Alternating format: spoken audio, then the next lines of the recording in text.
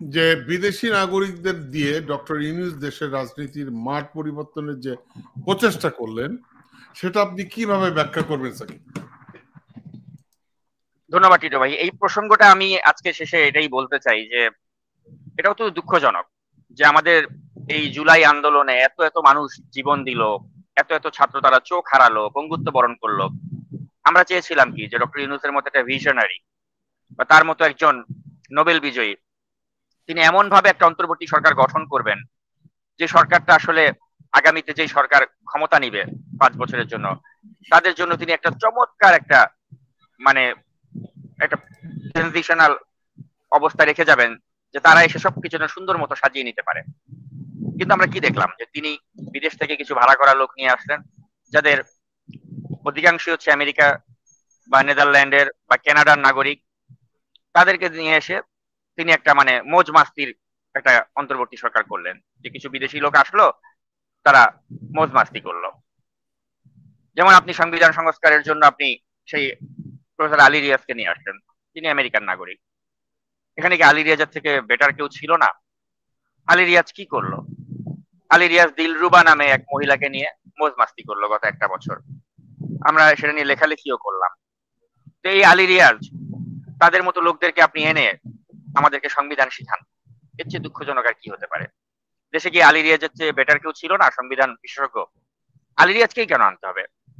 আপনি সেই আলী রিয়াজকে আনলেন যিনি দিলরুবার মতো একজন মহিলা, যিনি একটা চিহ্নিত আওয়ামী লীগের দোসর, তাকে নিয়ে মৌজ মাস্তি করতেছে, যেটা খুবই দৃষ্টিকটু। সামাজিক যোগাযোগ মাধ্যমে আমরা দেখলাম রিসোর্টে চলে যাচ্ছেন, গাজীপুরের রিসোর্টে এই মহিলাকে নিয়ে।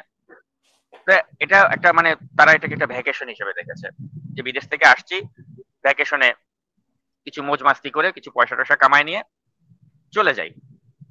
তো এটা আমি মনে করি অত্যন্ত ন্যাক্কারজনক একটা কাজ ডক্টর ইউনূস করেছেন, যে তিনি এ ধরনের কিছু মানুষজন নিয়ে এসে তাদেরকে গুরুদায়িত্ব অর্পণ করে তিনি দেশটার ভবিষ্যৎ নিয়ে একটা ছিনিমিনি খেললেন।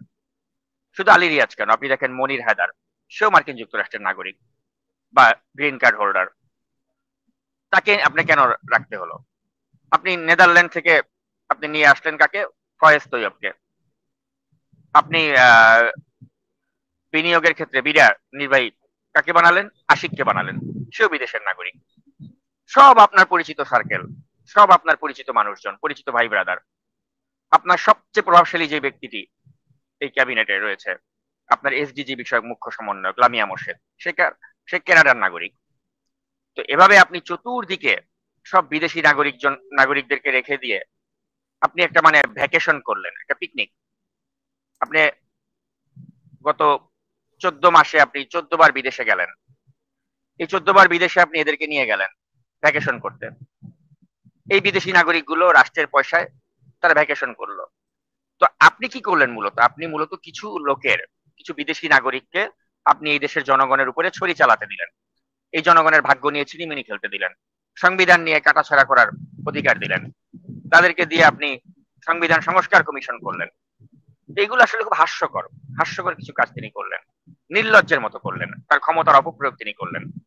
আর ব্যক্তিগত সুযোগ সুবিধার কথা আমি নাই বলি, অনেকবার বলেছি, আর কতবার বলবো, যে তিনি 666 কোটি টাকার কর মওকুফ করলেন, একটা বিশ্ববিদ্যালয়ের লাইসেন্স নিলেন, তিনি একটা গ্রামীণ এমপ্লয়মেন্ট সার্ভিসের নামে একটা আদম ব্যবসার লাইসেন্স নিলেন। তো এগুলো তো চোখে লাগার মতো। তো আমরা তো ডক্টর ইউনূসের কাছ থেকে আসলে এগুলো আশা করি নাই। আমরা ভেবেছিলাম যে তিনি একটা ভালো দৃষ্টান্ত রাখবেন, তিনি ভালো দৃষ্টান্ত রাখতে পারেন নাই।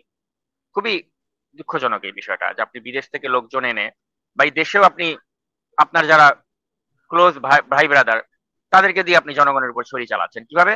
আপনার চট্টগ্রামের চাটগাইয়া ভাই খোদাবক্স চৌধুরী, তাকে আপনি বানালেন স্বরাষ্ট্র মন্ত্রণালয় সংক্রান্ত উপদেষ্টা, আপনার বিশেষ সহকারী।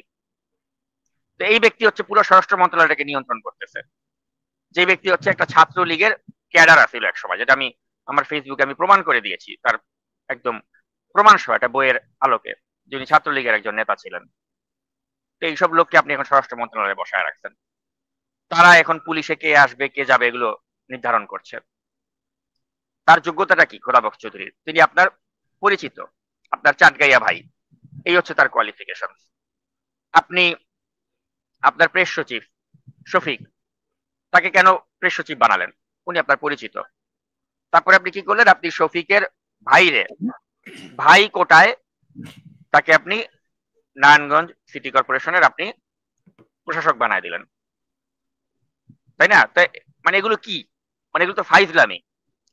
একটারে আপনি প্রেস সচিব দিছেন, দিয়াও আপনার মন ভরে না, এখন এর আপনার নারায়ণগঞ্জ সিটি কর্পোরেশনের আপনি দিয়ে দিলেন প্রশাসক বানায়। মানে বিষয় হলো যা যে পারতেছে লুইটা বুইটা নাও, যে জেনমে পারতেছে লুইটা বুইটা নাও, মানে এই সুযোগ আর আসবে না, সুযোগ সীমিত। এখন এই প্রেস সচিব শফিক, এখন তাকে সামাজিক যোগাযোগ মাধ্যমে বলা হয় ডাস্টবিন শফিক। যে লোকটার একটা ভালো ইমপ্রেশন ছিল মানুষের কাছে 5ই আগস্টের সময়, একটা ভালো ইমেজ ছিল, আজকে দেখেন তাকে নিয়ে মানুষ ট্রল করে, ডাস্টবিন শফিক বলা হয় তাকে। তার ভাইরে আপনি প্রশাসক বানায় দিলেন নারায়ণগঞ্জ সিটি কর্পোরেশনের আপনার ক্ষমতা অপপ্রয়োগ করে। এগুলো চোখে লাগার মতো।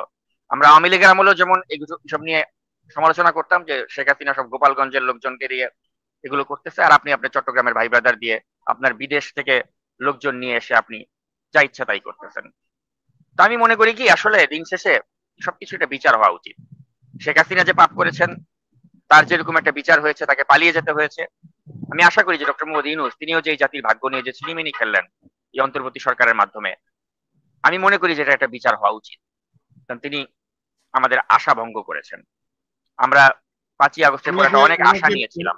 ওনাকে বিচার করবেন কি করে? উনি তো জাতিসংঘের মহাসচিব হয়ে যাচ্ছেন, ওনাকে বিচার করতে পারবেন না তো। ওনার যদি বিচার না হয় তাহলে এটা আসলে দুর্ভাগ্যজনক, কিন্তু আমি মনে করি যে একটা প্রবাদ আছে, nothing goes unpaid in life.